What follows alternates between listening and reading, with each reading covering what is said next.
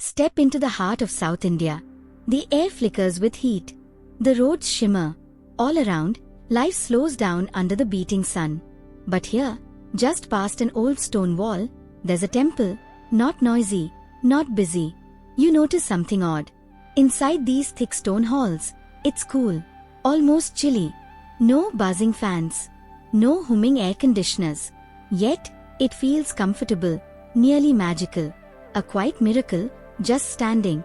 Today, we ask, how does this ancient temple keep cool when the world outside sweats? Sometimes, the oldest walls hold the freshest secrets. The temple is called the Arvatheswara Temple. It's nearly 1000 years old.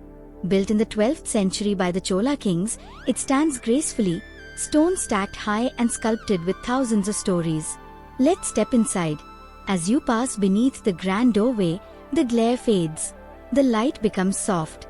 It's almost like dusk, even in midday. The floor, made of old stone, feels cool under bare feet. Your skin tingles, small steams drift away from your forehead. Walk deeper. The walls are thick and tall, pressing out the heat. You glide past pillars carved with mythical beasts, past golden lamps and tiny flowers left by visitors. You pause, close your eyes, and take in the temple's hosh. It's nothing like the heat outside. There are no machines here, no wires, no switches.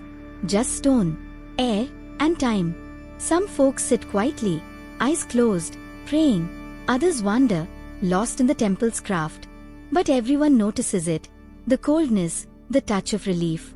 A temple that cools itself, forever calm, even when the world burns.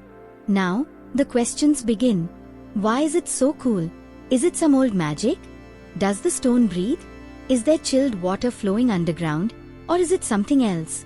Look around. Stone arches curve overhead.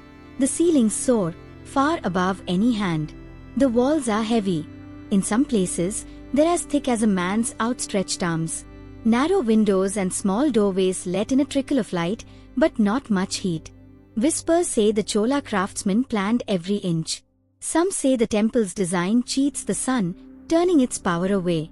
Others believe it's the handiwork of sacred stones, blessed over centuries.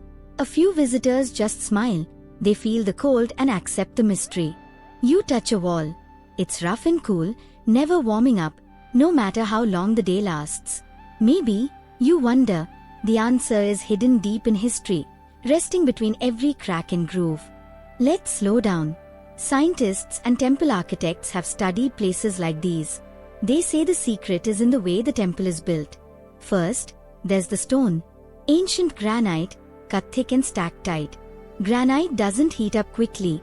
It soaks in the cold at night and holds it through the day. Then, the walls. They're wide and solid, making sure heat stays outside. High ceilings mean hot air rises far above, away from people below. Many doorways and passageways line up, letting gentle breezes snake through, sweeping out warmth.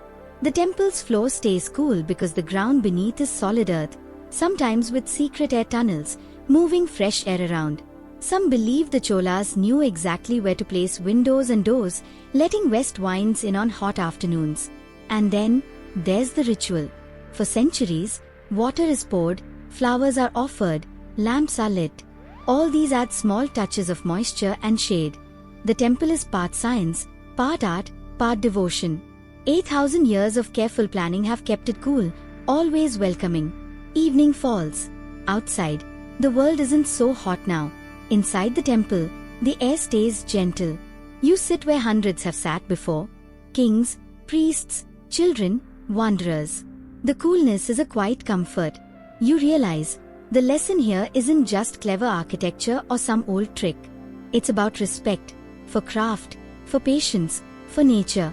The people who built this temple thought about the sun, about stone, about how humans move and pray. So as you step back into the fading daylight, you carry a tiny lesson. Sometimes, the answers to life's big discomforts are not new machines, but old wisdom. Sometimes, coolness doesn't come from noise or gadgets, but from listening, waiting, and working with what nature gives. The ancient temple stands, cool and calm, teaching all who visit. In its shade, you are reminded, some old secrets really do keep us fresh.